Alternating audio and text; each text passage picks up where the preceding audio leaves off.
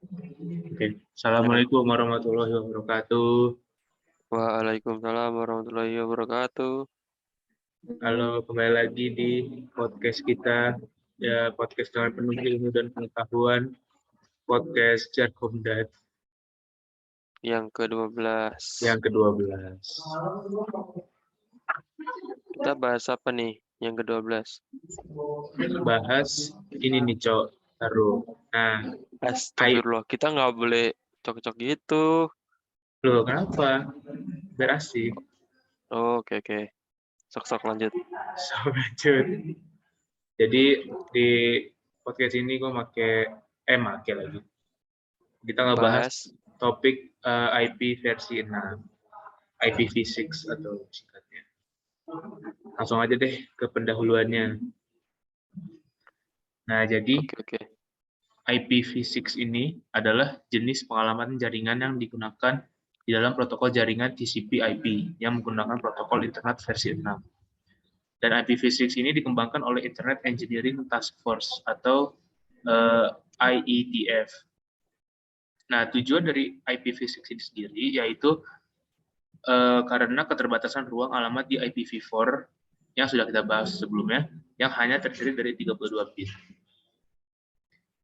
Dan untuk alamat IPv6 atau address-nya, panjang totalnya adalah 128 bit dan secara teoritis dapat mengalami hingga 2 pangkat 128 sama dengan 4 kali 10 pangkat 38 host komputer di seluruh dunia. Total address yang sangat besar ini ditujukan untuk menyediakan ruang alamat yang tidak akan habis dan membentuk infrastruktur routing yang disusun secara hierarkis, sehingga mengurangi kompleksitas routing pada tabel routing. Nah, coba ya di mute dulu boleh? Oke. Agak berisik. Nah, di IPv6 ini ternyata tuh masih memakai DHCP. Nah, apa sih itu DHCP? DHCP itu kayak dynamic address untuk pengalamatannya secara otomatis. Jadi tidak menggunakan yang secara statik atau manual. Nah, di DHCP v6 ini menggunakan konfigurasi tanpa menggunakan DHCP server yang dinamakan stateless address configuration. Kelebihan dari IPv6 sendiri itu yang pertama, ruang alamatnya yang lebih besar, yaitu sebesar 128 bit. Dan pengalamannya bersifat multicast, yaitu pengiriman pesan ke beberapa alamat dalam satu grup. Untuk yang ketiga yaitu Stateless Address Auto Configuration atau SLAC. IPv6 dapat membuat alamat sendiri tanpa bantuan DHCP v6. Yang keempat, keamanan tuh lebih baik dengan adanya default security IPsec. Yang kelima, pengiriman paket yang lebih sederhana dan efisien. Dan yang terakhir yaitu adalah dukungan dari mobilitas dengan adanya mobile IPv6. Nah, tadi kan kita bahas kelebihannya ya. Nah, ternyata di IPv6 tuh ada kekurangannya, yaitu membutuhkan perubahan perangkat keras yang baru untuk mendukung IPv6 tersebut. Nah, dari IPv6 tadi masih banyak layanan yang berjalan di atas IPv4 ternyata. Mungkin itu sih. Paling ada konversinya gimana sih dari IPv4 ke IPv6 tuh pergantiannya tuh seperti apa gitu. Ada yang bisa jelasin nggak? Ayo. Ica kah? Rida kah? Boleh. Ada suara nggak? Ada, Rid. Ada. Oke, nah di sini ada konversi IPv4 ke IPv6. Nah, pergantian IPv4 ke IPv6 secara langsung adalah satu hal yang tidak mungkin dilakukan secara serentak di seluruh dunia, tetapi secara bertahap dilakukan proses transisi. Nah, proses transisi ini dilakukan tetap menggunakan backbone IPv4 yang ada atau memang ada keinginan membangun sendiri jaringan baru IPv6 atau native. Nah, terdapat 3 metode transisi dari IPv4 ke IPv6.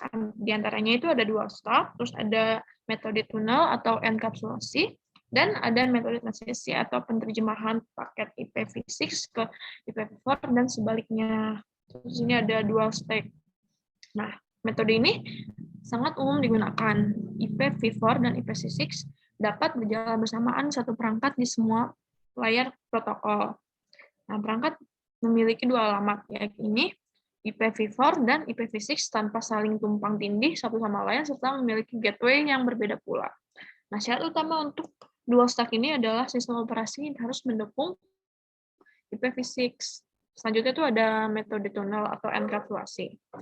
Metode ini juga umum digunakan untuk menghubungkan jaringan IPv6 dengan jaringan IPv6 lainnya melalui jaringan IPv4 yang memiliki perangkat-perangkat yang tidak mendukung untuk operasional IPv6. Nah, prinsip dasar tunnel ini adalah membungkus atau encapsulate paket data IPv6 ke dalam format tunnel IPv4 untuk dikirim ke penerima dan dibuka lagi bungkusnya. Dan sebelumnya terlebih dahulu dilakukan setting koneksi tunnel IPv4 ini dari pengirim ke penerima serta sebaliknya. Terus ada yang terakhir nih metode translasi. Metode ini begitu umum dilakukan karena memerlukan perangkat tambahan untuk melakukan translasi paket IPv4 ke IPv6 dan sebaliknya. Dua metode yang digunakan adalah yang pertama application layer gateway untuk teknik NAT, yang kedua ada dual stack relay router untuk teknik TCP atau UDP relay. Selanjutnya ada yang mau lanjutin? Boleh deh aku. Selanjutnya kita masuk ke format prefix. IPv6 juga memiliki angka prefix, tapi tidak digunakan untuk merujuk kepada subnet mask, karena memang IPv6 tidak mendukung subnet mask. Prefix adalah sebuah bagian dari alamat IP, di mana bit-bit memiliki nilai-nilai yang tetap, atau bit-bit tersebut merupakan bagian dari sebuah rute atau subnet individer. Prefix dalam IPv6 dipresentasikan dengan cara yang sama seperti halnya prefix alamat IPv4, yaitu alamat per angka panjang prefix. Selanjutnya yaitu jenis IPv6. Yang pertama ada alamat unicast atau one-to-one yang menyediakan komunikasi secara point-to-point secara langsung antara dua host dalam sebuah jaringan. Yang kedua, ada alamat multicast atau one-to-many yang menyediakan metode untuk mengirimkan sebuah paket data ke banyak host yang berada dalam grup yang sama.